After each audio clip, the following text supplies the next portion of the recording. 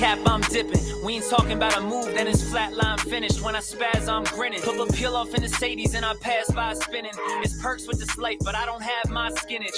Took a quick trip and now I'm back home winning. And I see they eyes pop like I snack on spinach. Pull up to the spot, she tryna grab my digits. I'm already 8 shots, a Henny past my limit. Here you go. Hazards with a dash full of tickets. I'ma act like I don't see them. I got bad eye vision. Y'all can't pass my scrimmage. While y'all tripping, it's Aruba. I realized I had to go. What's up, family? Welcome back to episode 193 of Psychotic and Iconic. Paul's here along my co-host Nick Theories and Philly Phil. Thank you to everybody that's tuned in to the live stream. If you haven't done so already, please go ahead and share it. Thank you to everybody that likes, follows, and subscribes to all of our platforms. Wow. We got a lot to talk about. I don't really have much to say because we got the assest Super Bowl in history. Well, no, we got a lot to talk about because Phil brought to my attention we were both wrong on the games. I was like, damn, we are. We were. What was I? I mean, we were fucking 0-2, bro, and that is absolutely. We should have been. We should have been 1-1. I should have been 1-1. That's a disgrace. Well, here's the thing. I didn't post my predictions because every time I post it on there, the team gets blown out. Here's the thing. I made a Dan Campbell clip, and then look what happened. The Lions. Exactly, bro. You put the hex on. It's kind of weird how it's been working out like that. We haven't posted. I picked winner. Green Bay. Yeah. But I post the reel about the Chiefs. The Chiefs smoke them. I mean, about the Dolphins, the Chiefs smoke them. But yeah, you know what chaps my ass? The funniest one is when the Niners played the Vikings. I forget what a week it was. It was back in the regular season. The Vikings beat the Niners, bro. Right? And that was your lock of the week. Yeah, and this is when the Niners were on a 2-game losing streak. I was like, "There's no way in hell they're losing 3." They lost to Cleveland, and then they lost to I forget who it was. I forget, but then they played the Vikings and they lost. And I posted a clip saying that that was my lock of the week, and they fucking lost, dude. Right? It was regular behavior. Then it was another game where I took the Chiefs over. It was probably one of the worst teams in the league. I forget who it was. Who did they play? Who? The Chiefs. The Broncos. They lost to the fucking Broncos. I said the Chiefs were a lock of the week. Here it is. I post it, and then it just didn't age well. It just didn't age well. Speaking of that upset, the Chiefs upset the Ravens 17-10. Let's go into it for the AFC Championship. What went wrong for the Ravens here? Because this was, this game, I thought this game was going to be awesome. This game was ass. Yeah, it was. It was so boring, dude. Yeah. It was just not a way to start off the week. It's not a Josh Allen game, bro. You know what I mean? I know. Where was he this weekend? I didn't see him. Well, he was on I the couch. I ain't seen him since what, 2020? That's all right. You know what? Because you know what's the funny part is? We'll get to it later. Go ahead. I have a lot to say on that. All right, go ahead. I want to hear it. What went wrong for the Ravens? Bro, they got outclassed. What were they doing, dude? I mean, the score was 17-7, and it still felt like they were miles behind. It felt like it was 31-0. It felt like, the game was out of reach. I never felt like the Ravens were coming back and winning this game. Nope. Even when it was 17-7, I just didn't feel like the Ravens had any type of juice in the tank. It felt like the Chiefs answered the bell. Their defense is outstanding. We've been saying it all year. I've been saying it all year. The Chiefs' defense is for real. I had them in fantasy. That's how I knew. That's how I knew they were cooking. And I said that money. That's their defense is probably their best unit. And when you got that, and you got Patrick Mahomes, and you got Andy Reid on the offensive side, along with Travis Kelce, that's a great combination to go into anybody's building, regardless of the seed, and take them out. And that's exactly what they did. I feel like for me, the like you said, Spags just had a master game plan. And then I feel like Lamar though, he almost gave them what they wanted. He wasn't running around and doing crazy shit. He tried to do it from the pocket. It's like, bro, that's not your game. Right. It's not. And it sucks because I was rooting like crazy for Lamar. I mean, you were even rooting for him because of, we didn't want to see the Chiefs. But the thing for me that was so impressive, I knew on that first drive when they went right down the field, I'm like, oh my God. And then you got Kelce going crazy. Then like Mahomes got that one hit where he flipped it up to Kelce and Kelce reached out and dove and caught it. Kelce had the first touchdown over Kyle Hamilton. And I'm just like, man, the Chiefs are back. Yeah. Like, here they are. Here they go. And then it's like, I was saying before, I was like, yo, Kelce looks washed. Then all of a sudden the playoffs come around and the switch gets flipped and they look like the Warriors. Yeah, I didn't want to say he was washed. I was worried about that. He did look like it, though. He did. No, he did. He looked washed, dude. He looked old. He did. I was just nervous to say it because I don't really care. Yeah. But I'm just like, when I see that, man, it sucks. And like, I felt so bad for Lamar because I feel like Lamar became the MVP late in the year, especially after he smoked the Niners. And I know there was a bunch of different angles for it, like saying, should he be the runaway MVP? Should he be unanimous MVP? Or some people were saying. And then you had others like Richard Sherman and everything saying the stats don't support it, which is true. But I feel like that loss in the fashion that it happened is similar to Dak. Though, like, they had great regular season performances, and they're going to be not totally forgotten, but pretty much, especially Dak's definitly will, because he's not going to win MVP. Agreed. But those seasons now are just kind of be like, all right, whatever. They're good regular season quarterbacks. It doesn't matter. Yeah. I like, it really sucks. I feel bad for Lamar because he had an awesome season. He was healthy all 17 games. He lived up to the contract, and then he got to the AFC chip game, and he blew it, man, because that loss was on him. He wasn't sharp at all. They looked punked. Yeah. No, I totally agree. It didn't look like they had any control of the game at all. There was never a pivot point where, it felt like the Ravens they just needed to play. They needed somebody to make a big play, and it just never happened. Well, you had Odell. He caught a 3-yard pass, and he got up and started pumping his chest like he was somebody. Here's the thing. The Zay Flowers play changed the whole dynamic of the game. I will say this. When Zay Flowers caught that first touchdown, I was like, oh, we're here. I was like, let's go. I was like, here we go. Like, I was so hyped because I'm like, all right, Lamar's got the confidence now. He burned them deep. It's going to open up the field. Right. And then after that, Spags just completely neutralized. It was a total shutdown. Yeah. He did that dumb shit with the taunting, though, Zay Flowers. Oh, yeah. And that was another one, too. That's what you're just saying. Yeah. I mean, but he's made some bonehead plays, Zay. But, I mean, you should be allowed to taunt. Joe Burrow said that. You should be allowed to taunt, bro. It's emotional. I'm with it, man. It's a big game. It's an AFC championship game. I'm home, and like I'm a rookie. This is what I dream of my whole entire life, right? And now you're telling me I have to damper my excitement. It's hard to do because it's an emotional game. You work hard to get to that point, man. That's a hard level to get to. That's what I'm saying, dude. No, from my point of view, they already know the rules, right? They know that they can't taunt. And he does it anyway. He cost his team. That was a dumb fucking decision. It was stupid. I just hate that. Yeah, but as a ref, I don't know if I'm going to call it though, man. I think they're all subjective. It is, but he was standing over him. Did it, and he didn't get fucking flagged. So it was all subjective. He was standing over him, flexing. So like his was like a little more in depth. Sure, but like as Phil was just saying, like, you're a fucking idiot. You know the rules. Right. Just don't do it. But I'm just saying on the flip side, you should be allowed to taunt. Right. Like, that is part of the game. I like the trash talk. I like that. That's emotions. That's all part of the game. But Phil, you have no idea, bro. Like, when you make a big play, like even when you're playing rec ball with your boys, bro, you make a big play. You're fucking catching a ball deep, or you moss. Remember when we were friends. playing flag football? Yeah, right. And I tore dude's hand. That's what I'm saying. Like, or like you make a big play, bro, and you're just like your emotions just pour out of you, and you don't even mean to. You just kind of black out for like the 5 seconds that you're celebrating. And the track goes missing. Yeah, right. And if it's cap, I'm dipping, right? So the thing is, it's like, those are hard to control, dude. So like, I hate that penalty to be called on that. And it just, to me, I think the penalty didn't have to be called. Like, it just didn't. Like, a warning. It's a warning, but I feel like that's some bullshit cupcake shit. Like, I think it's corny. It's almost like celebrating. It's almost like scoring a touchdown and getting flagged for celebrations. That's what I'm saying. It sucks. It's stupid. Well, karma bit him in the ass too, because when the fucking fumbled. Yeah, he fumbled right out. That game would have been what, 17-14? That's a brand new game. Oh yeah, 17-14. If it's 17-14, that's when people start getting tight. Sure. You don't know, dude. You force a throw here, you fumble. Turnovers happen. Yeah. I mean, it sucks, man. But then by the same token, like, do you think that this game had any impact on Mahomes' legacy? Or do you think that, like, because if it was, I feel like if it was 17-14, one way or the other. But do you think at 17-7 or 17-10, it had anything to do to impact them?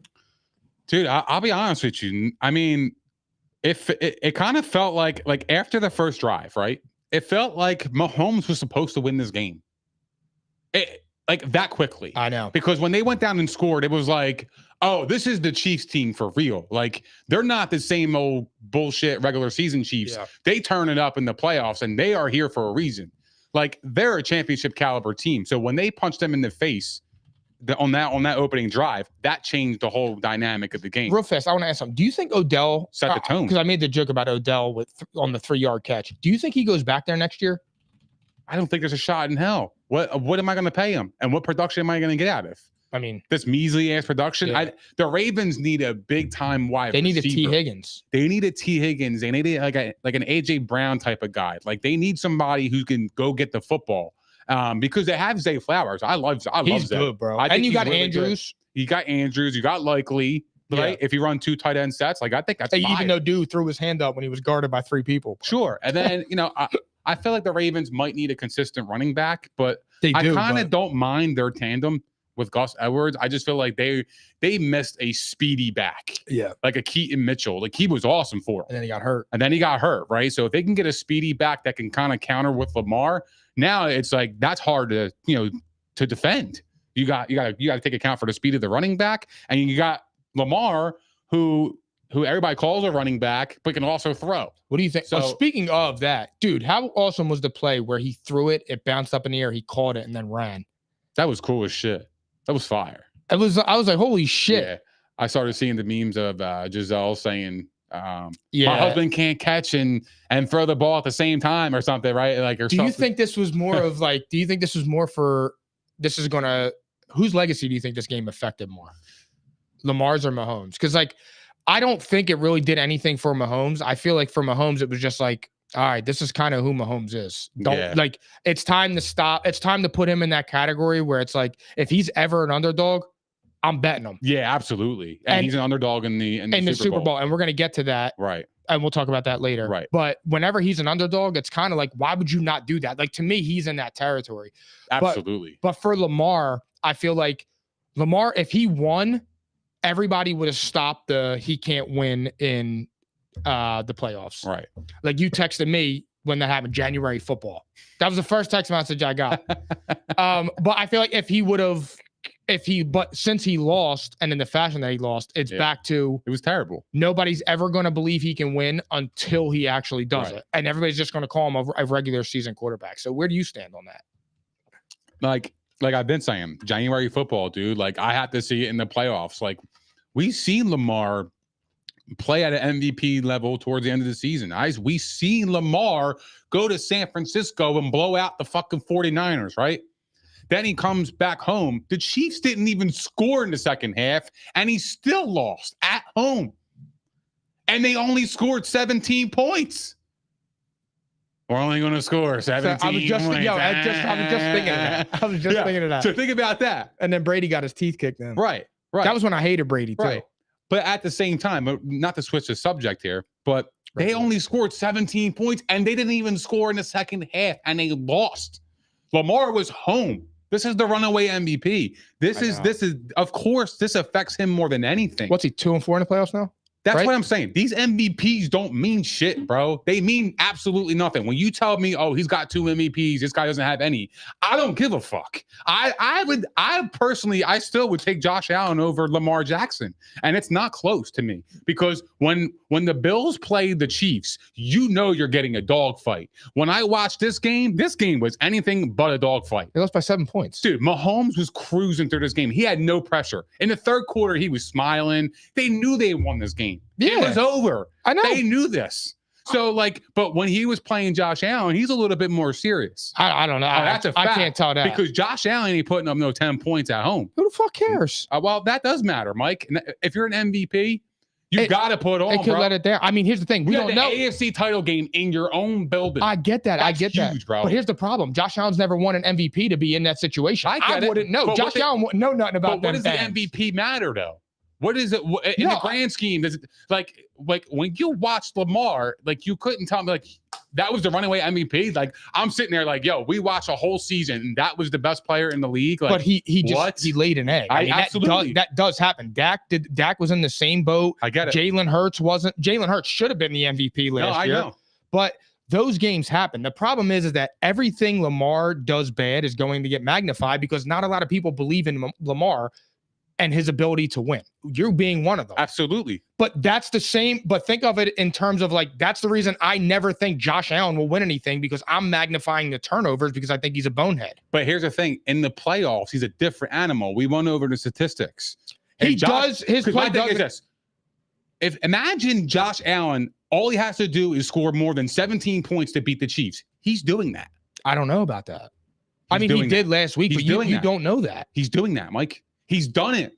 He did it. He did it 2 weeks ago. They've been in some shootouts. Yeah, I know that. Like I gotta be honest. I don't know when the Ravens can take this Chiefs team, because if this was the worst Chiefs team we're going to see from here on out, well, I mean, here's these the thing. teams are fucking screwed. But what has given you the ability to say that Josh Allen could get past them? Because Josh Allen hasn't gotten past them. I'm saying he's probably, him and Joe Burrow are the only ones that could probably do it. I would be confident going. I would only feel confident right now with Joe Burrow going in that game. I would still feel confident. And here's the thing, with Allen. And I'm not knocking Allen. And you know what I feel like it is with Allen? It's like, I feel like every time he plays the Chiefs, it's the Peyton Manning, Tom Brady thing. Everything that can go wrong for Josh Allen goes wrong. And I do 13 seconds. The 13 seconds. And I told you that. I've been saying that, bro. That broke that team spirit. Yeah. Single father. I hate when I hear it. But I'm just saying, like, when I see that type of shit, and I'm like, bro, you can't overcome that. And then it's like, then he beats him in the regular season. Yeah. You get him, you get the fumble at the goal line, and it's just like, oh my God, it's going to break for Josh Allen. Something else goes wrong. And it's like, whatever can go right for Mahomes against Allen, it happens. And I'm like, so for me, it's not even a talent thing for Josh Allen. It's just like, all right, dude, you're just not meant to do it. It's not in the cards. You got that Tom Brady luck. But Josh Allen's just a better quarterback. He's a better athlete. He's a better quarterback. He's a better thrower. He's a better thrower. He's a way better thrower than Lamar. He is. I'm not disputing that. And here's the thing, and I'll be fair. Lamar had a great year throwing the football. He did. He actually threw for more than 3,000 yards. He actually stood up to the challenge. I told you, prorate it if he doesn't get injured. 3,700 yards. Pauls was right again. I mean, you know what I mean? 3,700. I mean, Baker Mayfield throw for 4K. Baker Mayfield was on a vet minimum deal, and this guy got $250 million. And they went to pretty much the same level of game. No, we went to the AFC Championship. All right, we went to is crazy. Don't do that. Oh, it's we. Don't do we. It's me and Mar. Me and Mar.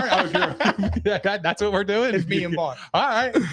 No, I mean, it sucked, dude. Because like I really was rooting for Lamar so bad, and like it was like I said, after that first drive, I'm like, oh my God. And then after the game, I was thinking about it, and I'm like, how can the Ravens improve on that? They just lost their D coordinator. Yeah. Even though they kept the offensive coordinator, which I think a second year in that system will make them better, depending on what they do at wide receiver, because I don't think Odell comes back. And honestly, who really cares? Hey, Odell is worthless, bro, at this point. I'm going to say this too, like, what gets the Ravens over the top? And for me, it's like a new medical staff. I've never seen a team get this injured every single year. Yeah. Like, you should not be on your third running back in week 2. Always like J.K. Dobbins got her opening game. Yeah, that's right. And it's like when I see that, I'm just like, oh my God, dude. Oh my God. Every single week, it's like this guy's down. This dude's down. This dude's down. And it's like, are you good? Yeah. Do you have a medical staff? They need them Chip Kelly smoothies. No, I just think they need another wide receiver though. Like we talked about earlier. I think that would change life in Baltimore. They have a number 1 defense. What more do you want? I know. I mean, honestly, God, you have a great head coach. You have a number 1 defense. Let's keep it real. You held Patrick Mahomes and the Chiefs to 17 points. That's a winnable game. No, not even. Lamar Jackson, you need to be better. You need to score more than 10 points. You were the number 1 offense in the league. You hung 40 on Detroit. You hung 40 or high 30s on the Niners. Yeah. You beat all these teams in the regular season, blew through them, and then you come out there and you lay an egg and score 10 points. Yeah. 10 points. This is the second time he's done it. That's what I'm saying. And it's like, damn, come on, man. Like, I can't go in the next season. Like, yeah, is Lamar Jackson, does he enter the season as a top 5 quarterback? Absolutely. Sure. But when you're talking about this, when you get into the nitty gritty and you get into December, January, when all the chips are on the table and you need somebody to perform, unfortunately right now, I can't look at Lamar and say like, I'm comfortable and confident that he's going to do that. And I just can't do that, because if you're going to say that about Dak, you have to say that about Lamar, even though Lamar's been to he was his first AFC Championship game. Yeah. But you can't do that. You can't play it both ways. Sure. So like, who can beat Mahomes in your honest opinion? In my honest opinion, we know Burrow can. He's done it. Joe Burrow. He's done it. Josh Allen. And then after that, the only other, like, I don't know. I'm looking at the team. I mean, here's the thing. Like, I don't. Who can honestly go toe to toe with Mahomes? You know what's a tricky one? And I'm not saying it. Jalen Hurts went toe to toe with his ass. Sure, he did. True, but Jalen Hurts is not in that class of talent. But that was one of the best performances of all time, right? Yeah, and it wasn't enough. Lost. That's why I said that's crazy. That's why I didn't add him in there. Right. I am hesitant to say this player, but you know how I am because I love Jim Harbaugh. I think Herbert's talent could get in there. Did I say Josh Allen? You said Josh Allen. Yeah, you said Josh Allen and Joe Burrow. Joe Burrow. Those are the only two I can name right now, right off the top of my head, where I'm like, all right, that dude could go in there. I mean, not for nothing, bro. If Brock Purdy wins the Super Bowl, what are you supposed to say? That would be so crazy if he won. But the Bake Show. You got to add the Bake Show. The Bake Show. Nah, it's just Joe Burrow, Josh Allen, and then on the border you put Herbert. But I don't think Herbert's there. But that's just somebody that's loaded with talent, where you're like, all right, I could see it. But other than that, nah, dude, you can't. So where do you actually stand with Herbert? Because I'm so confused by you, man. Like I He's feel overrated. like you call him overrated, but like, he is. But like you want to give him like the benefit of the doubt because of the talent, like because you see all of the talent. But at some point, you have to put it onto the field. And you're about to. Now, here's the thing: you're about to find out this year what he is. Yeah, he's got a legitimate coach. Sure, that's fair. He's got a legit coach. He doesn't have a dope in Brandon Staley, bro. That is true. You don't have somebody standing there like, what are you doing? He is a damn dope. He's a dope, dude. He's an idiot. And it's like, my thing is, all the Justin Herbert shit, that should go away this year if Justin Herbert is the player that everybody believes he can be. Mm-hmm. So that's just kind of how I am on it. Talent level. And it's just like, but outside I'm just saying in the AFC, period. Joe like, Burrow and Josh Allen, bro. I don't know, like Joe Burrow and Josh Allen. I mean, here's not for nothing. You could, he was a rookie, but can Stroud do it? I don't think so, but that's just another name that you can start throwing into there because he was awesome this year. Like, I don't know how anybody dethrones the Chiefs. Like, I'm trying to figure it out. And I don't see it. As long as Mahomes is still there, they're always going to be at the championship game or Super Bowl. Like, that is where they're going to be year in and year out. Your dad said Mahomes or Brady as the GOAT. Okay. I want to address this real fast. That's stupid. I want to address this real fast. It is unbelievable what Tom Brady accomplished for 20 years. And the fact that you have people already having that question, that debate. Shannon Sharp, I saw a clip, said he would take Mahomes. Nick Wright would take Mahomes. I think it was Ryan Clark or Broussard. Of course. Oh, we're going to take Mahomes. And it's like, God damn, people. Do you understand what Tom Brady accomplished? It's no problem. And I said this before. Can Mahomes do it? He absolutely can. But I feel like he's got to win 5 Super Bowls to get into that argument because he's gonna dominate them in the numbers because of the way the league was. But if he has 5 Super Bowls, you're gonna start having different conversations. You're gonna start having the conversation of Brady versus Mahomes, Belichick versus Andy. I mean, the Gronk and the Kelsey one's already happening, where a lot of people are already on Kelsey, which I still disagree because he's not a blocker. But that different story for a different day. But like Tom Brady already beat Mahomes in his house in the AFC Championship game. Then he beat him on a neutral field, and he was 43 years old. So Brady's always going to have that edge. Like, Brady wasn't in his prime when he beat Mahomes. He was in his 40s. That's what I'm saying. He was an old man. Like, he was in his 40s, and he was still spanking ass. Like that. Like that. Yo, I run this shit. That's what I'm saying, son. And that's what makes me. I'm just like, man, can't we just enjoy Mahomes? And it's like, wow, he's really like that. He sunned them. He did. Like, he told him, like, all right, little man, I'm daddy. Yeah, absolutely. So twice. I just, like, for me, I don't want to do that yet. That's the only guy that can go into Kansas City and do it. No, Burrow did it. Yeah. But kudos to him. But either way.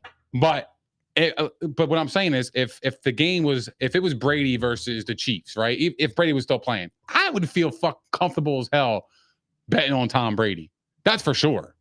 I always feel comfortable, man. Like, he's just a proven winner. He's the master.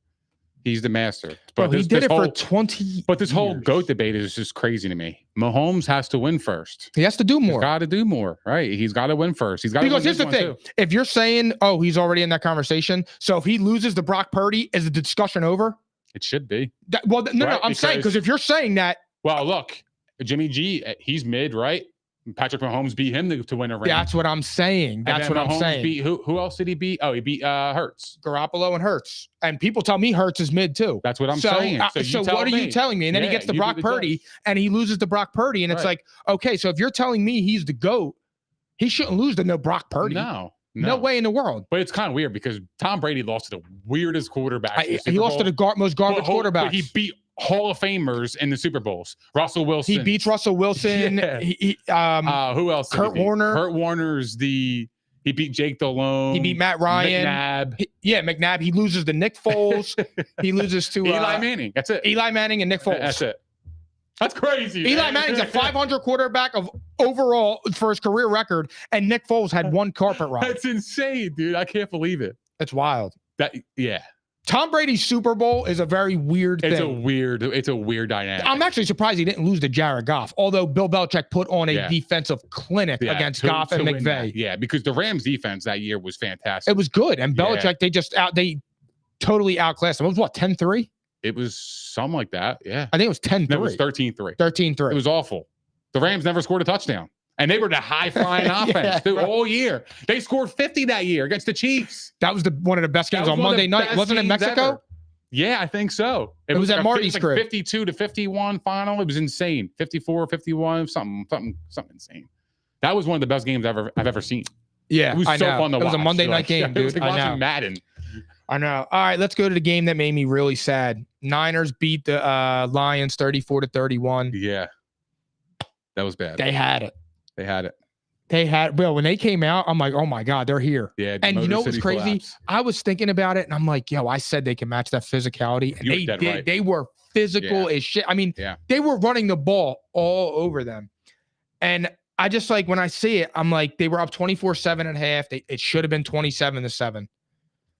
That was where it got screwed up. Yeah. It was all downhill from there. Although Josh Reynolds, you got to catch that ball, bro. Absolutely. I mean, come on, dude. 2 of them hit you in the hands, but the one before halftime, what are you doing catching a ball like this when you're leaning out? Put your hands that way. That's kind of how I felt about Stephon Diggs when he was trying to catch that deep pass. What the hell was he talking about? Oh, yeah. Go up and catch it with your hands. Yeah. So, but no, this game was the ultimate choke job. This was like watching like sports. Like this is watching like suicide in real life in sports terms. You know what's crazy? Like we were watching a team just absolutely melting away. Bro, I texted me, you, and Tom were in the chat. That catch where the dude hit off the dude's face mask and IU caught it was 24-10 with 6 minutes and 38 seconds left in the third quarter. What was the text message? You said, "Oh, this game's over. The Niners are winning this game." Niners winning this game. I said it immediately. I knew from that moment because and then on the next possession, Jahmyr Gibbs fumbled. Yep. And then then was a tie. And I was like, it's over. There. It's over. You can't overcome that momentum. But no, but you can't overcome stupidity either, right? Like when you have a chance to go up 3 scores on the road, then especially when the Niners came out of the half and they only kicked a field goal, right? To make it 14 because it was 24-7 at the half, right? So then it was 24-10. The Niners went down the field, whatever. But the Lions could have matched it and they would have ate up the clock doing so, right? So not only would they have been up 3 scores, the Niners, dude, they had no answers. They had the entire pressure on them. They were down by 3 scores. So when you have a chance to go up by that much, you have to take advantage of it. You have to. It doesn't matter. You're there to win the game. You're not there to look pretty. You don't get style points. Like you're just there to win the game. You kick that field goal. I know he should have caught it. I get it, but play the right way. You got to kick the field goal. So that's stupid. It was a 46-yard field goal. I know. It wasn't like a 52 or 54 or 60-yard banger. Like it was like a doable field goal, dude. You know what I mean? Like, come on. Like you got to be smarter. So to me, you take that chance to kick the field goal because, like I said, you already matched their field goal from the drive before, and now you're still up 3 scores, and the clock just completely like half the third quarter was gone. So what sucks is Stupid. that we were talking about this a little bit before, but I said Dan Campbell stayed true to who he is. going for it, the aggressive type. And I get it. And it's like, all right, cool. Josh Reynolds, number one, first and foremost, you have to catch the ball. I'm sorry. First and foremost, Dan Campbell kicked the field goal. Second off, if you're going to go to him, Josh Reynolds, you have to make that catch. The thing is, though, is that their kicker was ass. It's Michael Badgley from the Chargers, but he stinks. But my thing is that when you do shit like that, these are the repercussions of it. You didn't make it. For sure. And he said it in there too. I own it. I don't regret it. And it's like, all right, dude, you stand on what you did. But he said too, I don't regret it. I gambled and I lost. Yeah. And it's like, I appreciate you taking the ownership of it. But at some point, it's like, get away from analytics. And I think this could be the game that stops the analytics or at least slows up on it, where it's like, you got to use common fucking sense, bro. No doubt about it. Common sense here, dude. No doubt. It's psychological warfare between 3 touchdowns and two. It's psychological warfare right there, dude. It absolutely is. Yeah. You go down and, I mean, Kittle or was it Debo, one of them said like, oh, they had us in the first half. You're damn right they did. They were feeling the pressure. You could see it all over Kyle Shanahan's face. But then like you kick that field goal. It's like you go in the halftime. They come out. It's 27-7. And it's like, all right, you have a whole extra possession to work with. It's just like, it sucks, man, because they had it. Right. And I felt so bad for Dan Campbell in that post-game interview because you could see like the pain he felt because it was like, we were right there. But it was self-inflicted. It was self-inflicted. It really was. And he, like that's where like I feel like there's got to be an assistant that kind of pulls him aside and kind of level-headed, like makes him a little bit level-headed. Like those are decisions that changes the entire outcome of the game. He's got to look, he's an emotional leader. His heart's on his sleeve. I get it. But at some point, you need to have that friend like, bro, you got to chill. Yeah, bro. Like, keep your emotions in check. But, yeah, you're wild. Like me and you. You know what I'm saying? I'm being serious, though, in like a funny way. But like sometimes when one of us is having a moment, we're acting like a little bitch. And it's like, all right, bro, you need to chill out. It happens. Yeah, we have those moments. And here's the thing. He's making split-second decisions, dude. Like those decisions are being made in what, 4 seconds? Just about. 2 seconds? And so it's like, you stick to it, you make it, you go. I mean, look, revisionist history, but Doug Peterson, before halftime, when they ran the Philly. Yeah. If they missed that, he looks like an idiot. And he's probably laughed at off the stage. But it worked. Yeah, I know. And what happened? That's true. He sealed the deal. So sometimes they go hand in hand. I know. But I will say this, because my thing is like, too, like when he was saying, like, might have been our only shot. It's like, okay, how can the Lions stay put or get better for next year? Yeah. And they did as soon as Ben Johnson announced he was returning. Oh, absolutely. That was the key component, because now you have Jared Goff, who's going to get money. Right. But now you have Gibbs in a second year of a new offense. You have the play calling. Goff, it's going to be his third year here now with that. The bottom line is you got continuity. That's what I'm saying. That's what I was trying to say. That's what you really got. I couldn't spit it out. Huge, man. I was getting tongue-tied. That's huge, because all the good teams in the league, what they have is continuity at the head coach position, at the quarterback. Yeah. Everything. Like those are so major. So for them to get their offensive coordinator back is going to be it's a big step for them. And he had a lot of opportunities too, apparently, on the market. But apparently they said the Commanders were going down there. We're flying out, and he called them and said, nah. Yeah, no, I'm staying. So that's cool. That's great. That's awesome. Like I want to see the Lions succeed. I think what they need next year, they need some defensive guys. Like I think they need a little bit more. They need to bring back CJ, GJ. Yeah. And they need to get a good corner. I'd like to get a corner, for them. Like I think that guy Sutton was getting his ass kicked. He was. He was getting crushed. Like the Niners were tailoring. He can't fuck with Ayuk. The Niners were tailoring their offense to target him. They were doing the mismatches all game. They were putting Ayuk in the slot. They were doing all the things they could to get that matchup, and they crushed them, dude. Yeah. But so I like to see them get another corner. But other than that, I feel like they're pretty well rounded. Laporta's going to be a second-year player. That's what I'm saying, bro. And you bring back the transmission of that. You bring it back the OC, because everybody was saying, what will the Lions be when Ben Johnson leaves? And Ben Johnson throws a curveball and turns around and was like, I'm good. I'm staying here. I'm not going to a bad situation or whatever it is. Unfinished business. And I think also too, that kind of goes hand in hand with Dan Campbell. Mm-hmm. Like if he didn't mess with Dan Campbell, I don't think he would have went back. I agree. Like you can tell the culture. That's what I was looking for. The word I was looking for. The culture there is strong. Yeah. Hey, JG, You're good enough for fucking Detroit. Yeah, that's all. And then tosses him the ball. That's awesome. That's what sports are about. I know. But what I wanted to say too, I forget what I was going to say actually. What was I going to say? Go ahead. Just go ahead. I was going to say about Brock Purdy. That was my next question. How do you grade him? Because it was rough in the beginning, and then towards the end he got in rhythm. No, Brock Purdy. I mean, look, he started off awful, and he was getting ripped for it, like on social media and everything. Second half, I think he did his thing. I think the Niners, they did what they always do, right? And the Lions helped them out. Don't get me wrong. Like the Lions kind of helped them out. The ball bounces their way a couple of times. There's 2 plays, just like you mentioned earlier, the helmet. I mean, that's a pick. How about the third down play where Josh Reynolds is coming across? He's on the right hash. Jared Goff hits him right in his hands and he drops it. And it's like, come on, dude. Right. The ball just bounced the Niners' way. And look, that happens. That's what you need. Yeah. You need luck. Absolutely. And those things happen, just like the Ravens, right? The Ravens fumble at the goal line with Zay Flowers. And there you go. The Chiefs win by 7. So there's a difference in the game. So, all of those things play out in the playoffs. It's like it's always a one play there or one play here could have win or lose the game. So that's exactly what happened here. And it was a crazy playoff, man. I got to be honest with you, but I just hate the outcome because nobody wants to see the Niners and the Chiefs. I certainly don't. Yeah, I don't know anybody that does. I will say this though.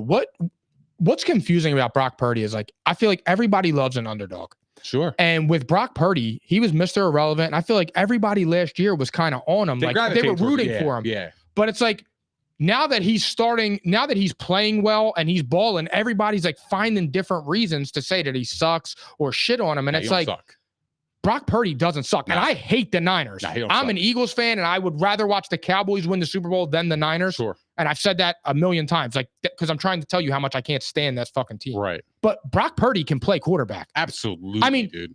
If any other quarterback, if that was Lamar Jackson or Dak that started out that rough, or Jalen Hurts, and in the second half, they turned it around and they went and won that, and they were doing it with their legs and making some of those throws, the rhetoric would have been, they did it when it counted. But every time Purdy does something, they're finding ways to discredit. And it's like, why? I don't know. Like, what am I missing here that everybody hates Brock Purdy? The dude makes $800,000 a year.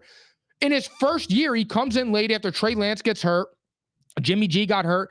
He steps in, he starts balling. He goes to the NFC Championship game, tears his elbow. He comes back the next year and he's in the Super Bowl. And it's like, here's the hate though. This is the reason why, right? And I'm going to break it down for you. The reason why he gets a lot of hate is because he's successful at being the last pick in the draft, right?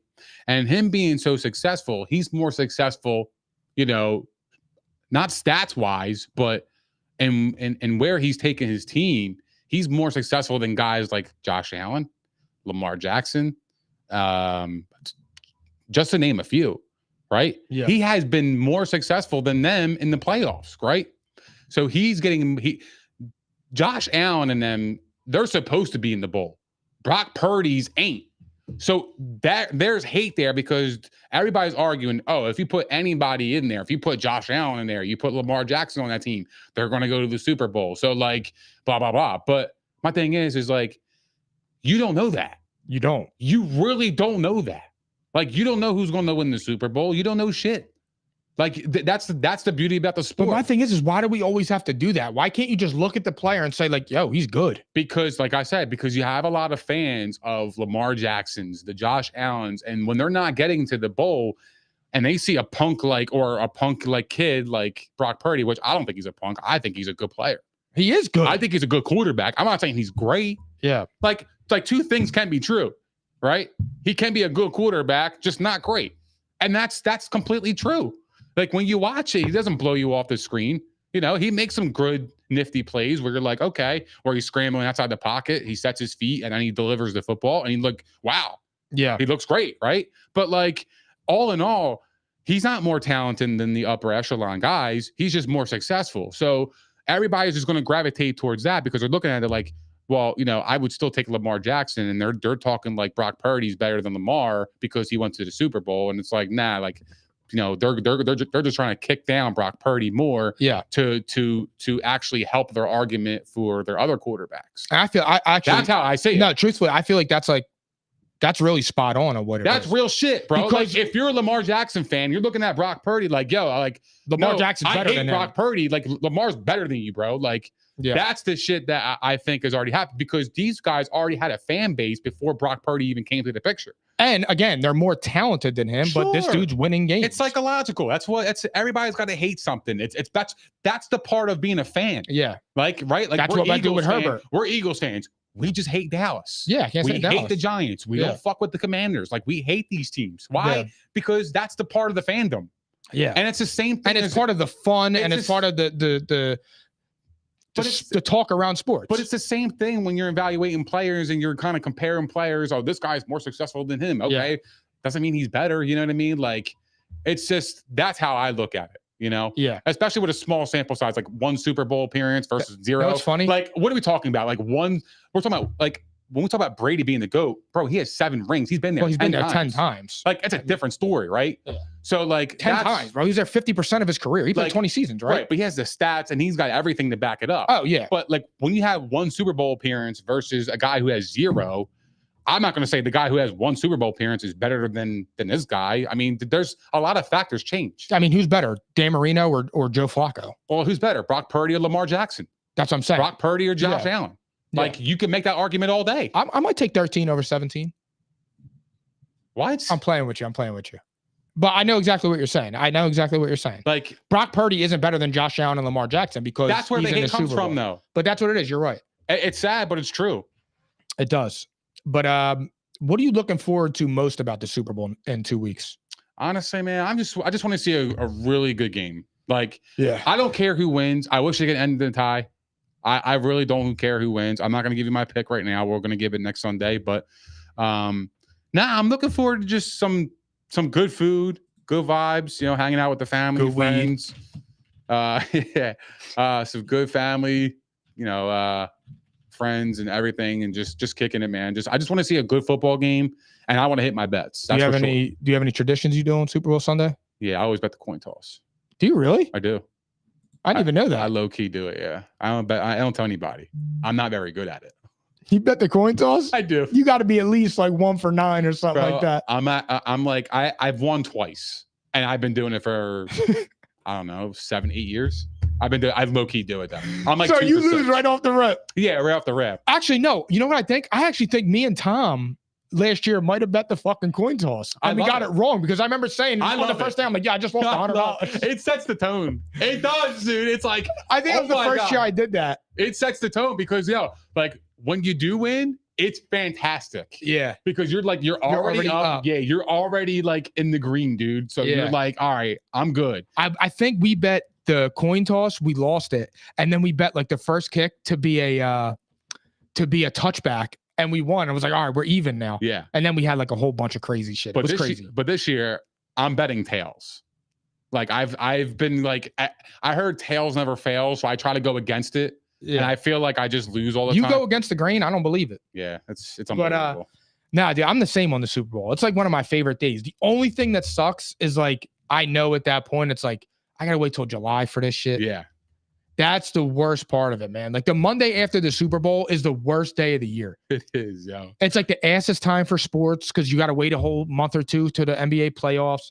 And like, I mean, my tradition, dude, is basically, for the most part, I either have a few of you guys at my house or I go to my brother's house and watch. Yeah, that's what it was last year. Watch bro. the Eagles. Last year it was tails. What? I bet heads, yo. Who was the Super Bowl last year? It was the Chiefs and the Eagles. Oh yeah, duh. Yeah. The hell? Oh yeah, because I drove to Philly at halftime. Yeah. You know, it's so funny too. I drove to Philly at halftime and we blew it. But it's so fun. Yo, oh yeah, dude. Holy shit. I drove there, dude. I parked 5 blocks from the house. But yeah, like it just gets me, dude. Like, cause like I remember when Tampa played Kansas City, I took tails. Because they were like, oh, tails never fails, right? Tails never fails, right? They were telling me that, right? Because before that, tails won twice before that game. Before Tampa and Kansas City, tails won twice. And I bet that I think those were the 2 games I only won for those 2 games when I bet tails. Then I bet tails again, right? Because tails never failed. It was heads, which was Tampa versus Kansas City. and I've lost that one. And then now last year against, was it the Rams in Cincinnati 2 years ago? I took tails at your house. Remember we watched that Super Bowl at your house? I took tails. I lost that bet. I didn't say any fucking word because I knew you would have been laughing at me, and I was not having it. Right? I never knew you did this, dude. Listen. So then it was tails never fails, right? Like again, but it was already heads back to back. So I'm like, all right, I'm going with heads. It was tails last year. It was tails last year, and I bet heads, and then it was tails. So I lost 3 years in a row. So I'm on a 0-3 losing streak here, but I got to figure it out. I'm down bad, bro. Do you have 5? For sure. I'm sure, dude.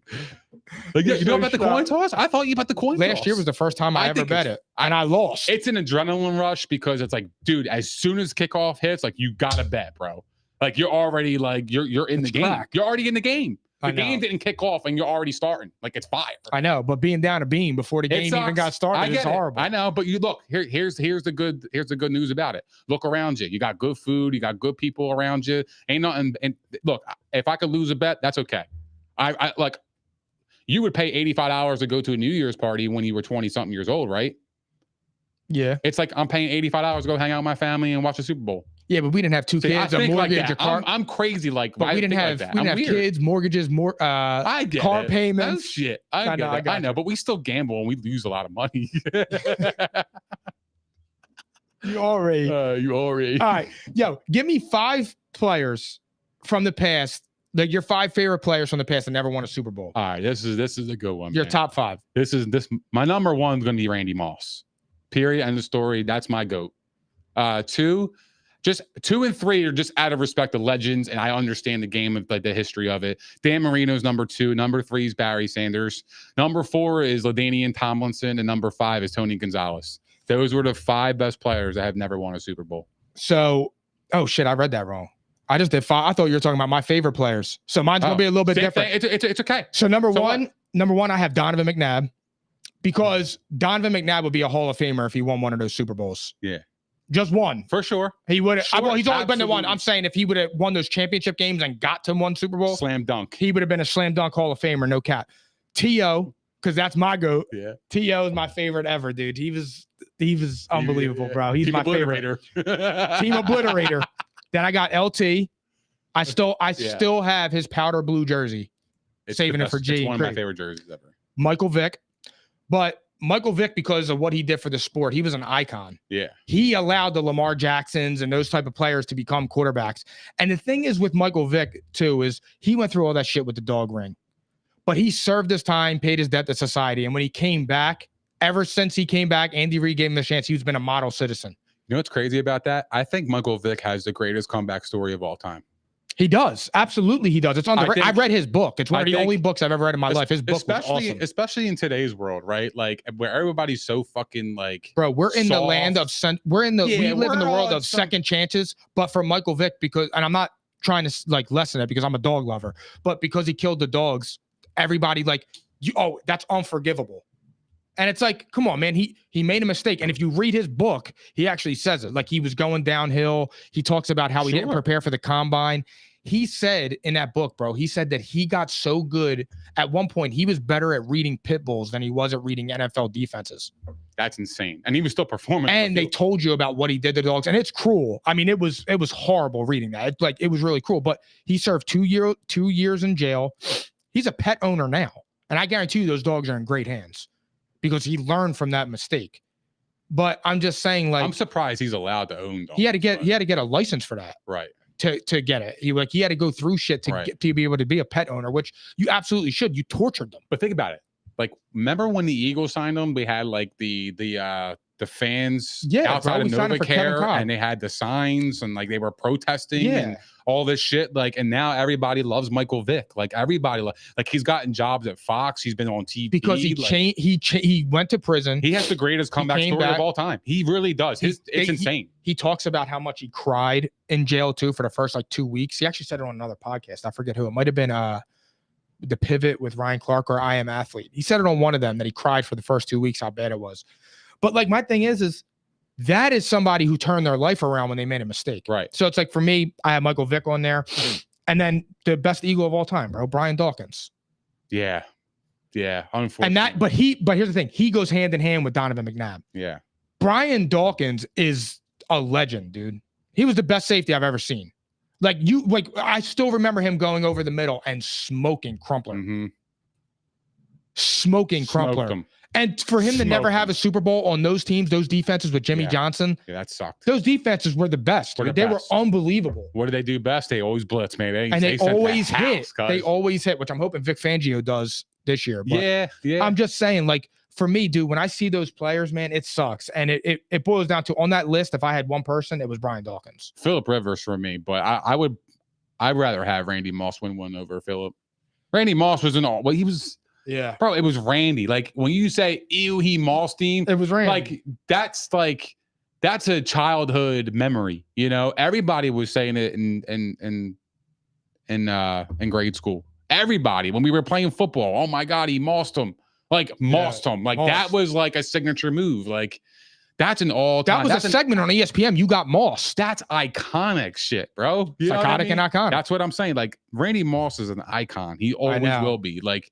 So that is the one guy that I would love. You know what's funny? I wonder he should have too. If T.O. He should have. He was the perfect team. If T.O. never was an Eagle, I don't know who I would say between him and Randy. Him. No, because I liked him with the Niners. And I loved him in Dallas with the get your popcorn ready. I like that. That's why I like Deion Sanders. You like entertainment. I like entertainment. And I like that brash personality. Sure. I like that shit, dude. The in your face, talk your shit. When you are good like that, you deserve to do that, bro. When you have that type of confidence in who you are, when you're comfortable in your own skin and who you are, and you're unapologetically yourself. I don't know why I can't say that word. That's the shit I like. That's what I like. Do this shit I like. Yeah, that's what I mean, bro. And I always love those type of players. That's why I like Baker Mayfield. Yeah, no, I like Johnny Manziel. I just didn't know he was going to turn into a cokehead. Yeah, I know. That's why I like Joe Judge. I like the fiery passion. Joe Judge is insane. Joe Judge. Joe Judge. You're one of a kind, bro. You really are. I fuck with him, yo. What do you think, yo, about the Taylor Swift coverage? I think it's kind of overblown. I think people are kind of like getting their panties in a bunch. Like I understand it. It is all in your face, and it is like it's all over social media. It's all over the news outlets. Like I get it, right? But at the same time, she's not doing it. Like they are doing it because they know that they can eat off her name. It's just they're conducting business just as much as anybody else. So I don't really pay attention to it. I don't really give a like shit. I'm just like, all right, whatever, really bro. care. Like you're showing Taylor Swift. Yeah, I get she's a solid 5, maybe a 6. Yeah, and it's like, she's mid. I'm cool with that. Yeah, it's just like, yeah, you want to do that? All right, cool. Yeah, I'm not into it. I just feel like it, like everybody else makes too big of a deal out of it, and it's like, why did you care? They just want to hate. Yeah, like that's what humans do. Like we always find someone to hate, right? Like for no reason. For no reason. Switching gears. No, there's political things true. that come along with it. That's the problem. That's a good point, actually, Phil, can you fill us in on that? Because like I'm so lost on that. I don't know why. Well, no, you guys already talked about it at some point, but you guys know that he's Mr. Pfizer. He's Mr. Pfizer. Yeah. Travis is Mr. Pfizer. Right. Taylor has expressed her love of Biden. And hate of Donald Trump. And you know how that goes, bro. Yeah, so whenever politics get put into anything, it's all Swifties and lefties. Wait, there's been some hatred towards Trump? Well, yeah, she loves Biden and absolutely hates Trump. She's been very vocal about it. Really? Yeah, she's been vocal I didn't know about that. it. So, but like it just kind of goes with the whole, you know what I'm saying? Oh, the wifey home. Life is good. Life is good. Yeah, life is good. Wow, I didn't know that. Oh yeah. No, we ain't. And then they're saying, and then get them off my screen, man. Get the Swifties the fuck out of here. Get the hell out of here. Take your boosters and get out of here. Get your booster ass the fuck out of here, man. No, just people kind of look at it like propaganda. You know what I mean? Like, yeah, that's exactly what it is. That's how people kind of look at it. It is, bro. That's what it is. It's all showmanship and shit like that. That is so corny. Because I guarantee you, if Taylor Swift came out here and said, I'm voting for Donald Trump, they wouldn't show her half as much on the screen. Hell no, that's exactly right. They wouldn't even do it, bro. Yeah. Because they tell you vote, but it only means vote one way. Yeah, right. And especially when there's Pfizer commercials in the breaks. Yeah. Go get some gas, go buy a candy bar, buy groceries, then go vote. That's what you should do. Yeah, exactly right. Let's get off of that. Yeah. Falcons hire Raheem Morris as a head coach. Raheem. What are the Falcons doing here? You got Mike Vrabel and Bill Belichick in the pool, and you hire Raheem Morris? Yeah, that was I was shocked. I was certainly shocked. I thought it was Cat. I thought it was Cat too. I was like Raheem Morris. I'm like the guy that coached for the Bucs and like was like completely trash. Family, he was already here with the he was the interim head coach in 20. Yeah. And he was mid. I don't understand that. I don't understand that. I don't get it. I rather just rock with Arthur Smith. That's what I'm saying. I don't think Arthur Smith was bad. I just don't think he had a quarterback. They're going to have the same problem. They don't have a quarter. You're missing the catalyst. Right. I don't think it was their head coach. Look, don't get me wrong. There was Arthur Smith had some issues with in-game decisions. Yeah, I get that, right? But at the same time, he had his team playing pretty hard. Yeah, and I just felt like they were a quarterback away to really making some noise in the South and possibly in the NFC. Right? Like they were in it. You're 0-2 on your teams. I know. That are going to sneak up on us. I know. We got to get better. I can't wait to see who next year's team is. I know. That's going to be who's it going to be? It is fun. I know. Because you always find that one. Well, who was mine? Well, the Acco Raiders. That was last year. Yeah, and then you became the Waterford Works Falcons. For real? Yeah, you were a Falcon. Well, I was a Falcon, but I was also a Brown. I just came out wrong. Totally came out wrong. My bad. All right. So the Eagles were reportedly interested in Belichick if Nick didn't agree to the coaching changes, similar to what happened with Doug Peterson, which led to Doug Peterson getting fired because he wasn't getting rid of the coordinators and Nick did. What do you think about that? Do you believe that? Do I believe that? No, because if you're interested in Bill Belichick, you're getting Bill Belichick. Regardless, I don't give a shit what you say. You can't tell me you're not interested in Bill Belichick and then not pursue him. That doesn't even make any sense. The guy won 6 bowls, regardless of who he won it with, right?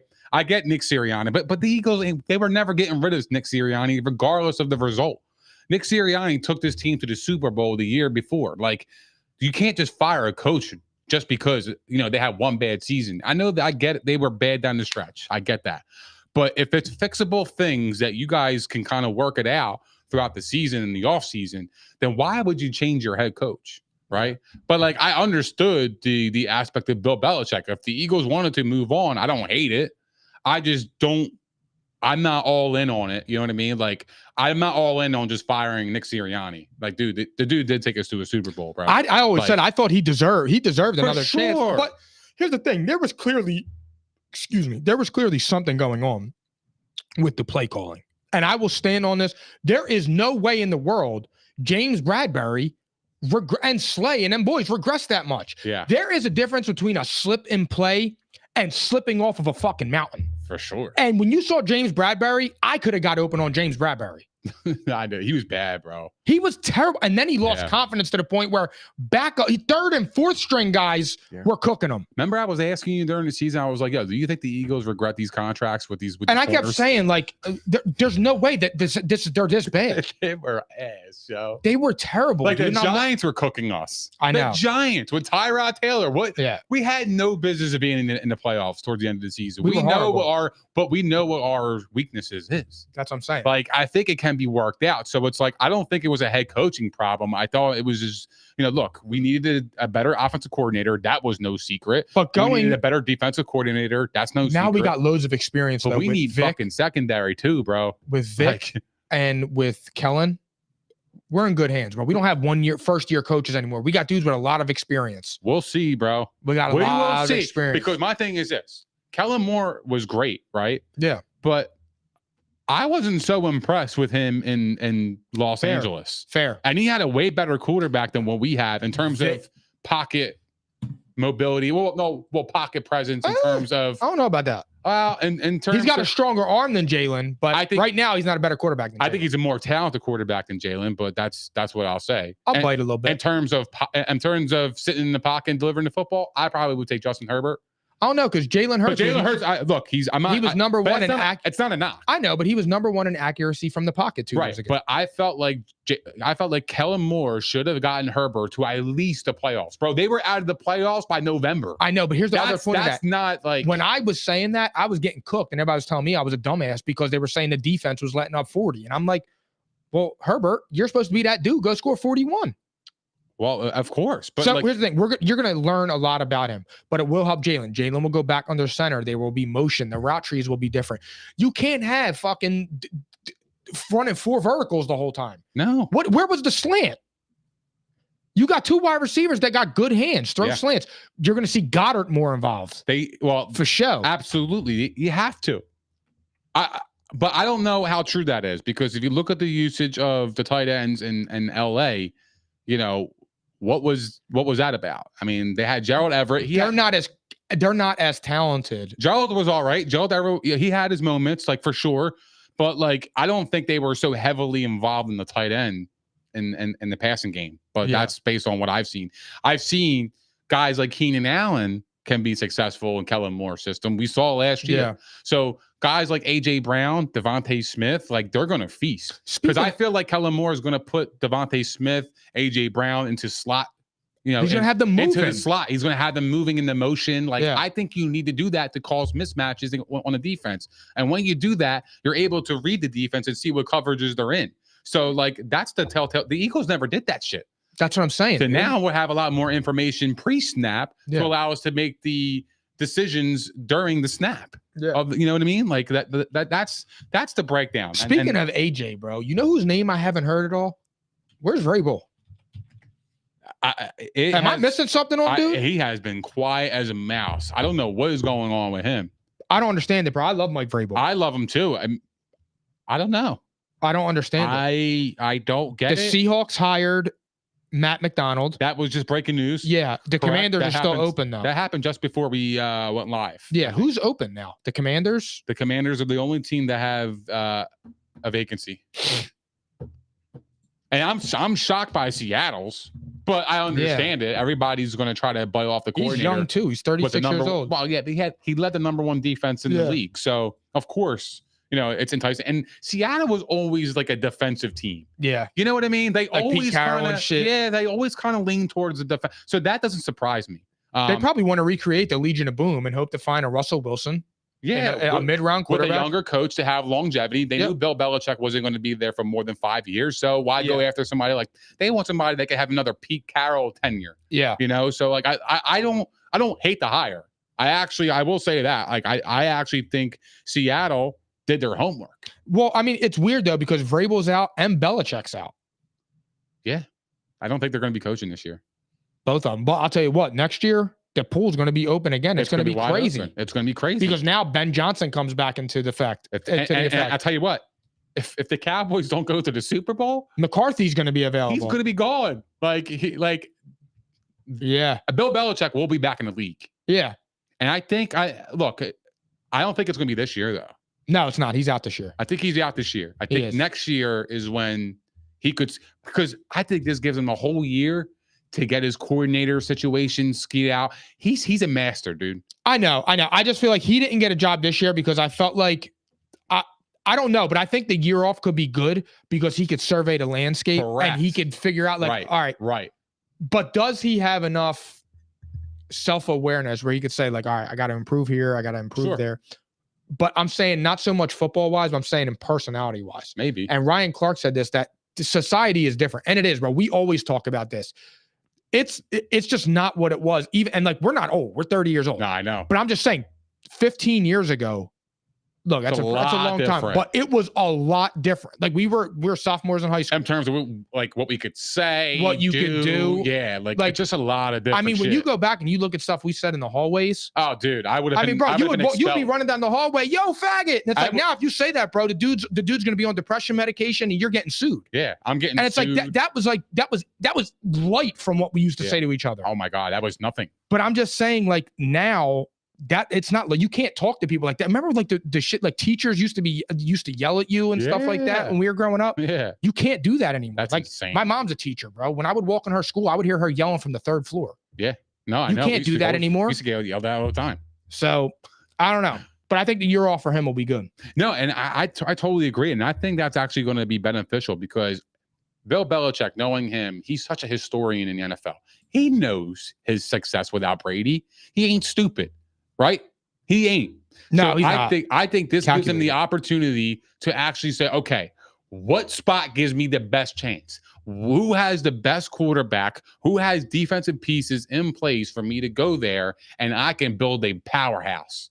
Give me a couple years of 3 to 5 year contract and let's go win a bowl. I can get these boys up to speed. I can get them to buy into my system. I can get them to do the things that I need them to do, especially offensively, because I think with a year off, he could go pick out his coordinator. He can go pick out the quarterbacks. He can check out the free agents, the pending free agents that are coming up in 2025.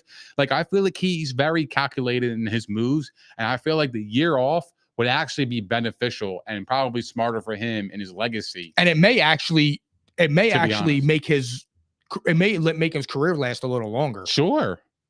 Yeah. You know, absolutely. Absolutely. Totally agree. All right, last one before we get out of here. Arthur Smith is now the OC for the Steelers. What do you think about that? I actually really like it for the Steelers. I'm kind of like I don't love it because I'm just kind of like concerned about the usage of Bijan Robinson in Atlanta. It didn't make any sense. And I feel like here you might have the same problem with Jaylen Warren, and then you got Najee Harris. Like, I like to see the Steelers give the ball to Warren. I think he's a better running back, period. I think he makes, bigger plays. Although Najee Harris was coming on later in the season. But I think Arthur Smith's inability last year to kind of control that backfield kind of scares me for this role. But, everybody makes mistakes. He was the head coach. Now he could just focus on the offense. I think he could really be beneficial for the Steelers. I was confused by it because for me, like, Arthur Smith, bruh, you went from a bad situation at quarterback to worse situation at quarterback. Right. I didn't even want to mention that. And with a way worse offensive line. Right. And a bunch of divas. Yeah. Like, you had Drake London, Kyle Pitts. They're young players, but they're not divas yet. Right. Pickens and Deontay are semi-young. They haven't done shit. But they're divas, they don't block for people and shit. And it's like, come on, bro. What are you doing? Because they haven't done anything in the league to be a diva. Phil. But when I see it, man, I'm just like, I feel bad for Arthur Smith. Sure. Because I don't know how that situation is going to play out. I don't. I mean, look, bro, he got a job in the NFL. Yeah. I don't feel bad for him. I mean, obviously he wanted this. I think this was one of the worst jobs in the league to take because of that fucking group. Unless they get a quarterback. Check out Russ. Hell no, bro. That is the one guy I do not want. I don't give a shit. We'll see. He's going to be funny in that locker room. All right, everybody, that concludes 193. We will not be potting next Wednesday. We are going to be doing a Super Bowl special at 10 a.m. The morning of the Super Bowl with special guest Tom Doherty is returning. Last year, the dude picked the correct score for the Super Bowl. Chiefs 38, Eagles 35. Yeah, we're going to have a lot of prop bets heading your way. So bring your wallet, bring a bag, and listen to us loud and clear. We will give you guys more details on the time. But we will be potting next Sunday, Super Bowl Sunday, Niners, Chiefs. So you do not want to miss that. Thank you guys for hanging out with us. We appreciate all the love, support, and the comments. If you guys haven't done so already, please don't forget to like, subscribe, and hit the notification bell on YouTube. We are also available on Spotify, Apple Podcasts, Google Podcasts, iHeart, Megaphone, Stitcher, and all that other shit. Also, follow us on all of our social platforms as you do not want to miss our content on X, Instagram, TikTok, and Facebook. And we will see you guys next Sunday at P&I, baby. I'm caps lock different. It's facts, not fiction. Said I black out for real, then the track gone missing. If it's cap, I'm dipping. We ain't talking about a move, then it's flatline finished. When I spaz, I'm grinning. Put a peel off in the Sadies and I pass by spinning. It's perks with this life, but I don't have my skinach. Took a quick trip and now I'm back home winning. And I see they eyes pop like I snack on spinach. Pull up to the spot, she tryna grab my digits. I'm already 8 shots, a Henny past my limit. Here you go. Hazards with a dash full of tickets. I'ma act like I don't see them. I got bad eye vision. Y'all can't pass my scrimmage. Why y'all tripping this?